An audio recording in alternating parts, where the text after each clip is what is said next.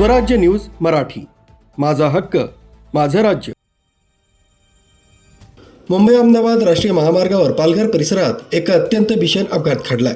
या ठिकाणी 2 ट्रकनं पेट घेतल्यानं महामार्गावर काही काळ भीतीचं वातावरण निर्माण झालं होतं. मिळालेल्या माहितीनुसार महामार्गावर धावणाऱ्या 2 ट्रकला अचानक आग लागली.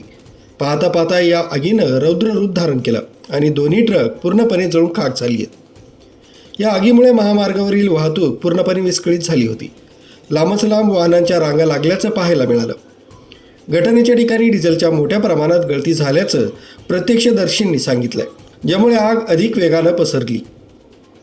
घटनेची माहिती मिळताच अग्निशमन दलाच्या गाड्या घटनास्थळी दाखल झाल्या आणि आग विझवण्याचे प्रयत्न सुरू करण्यात आले.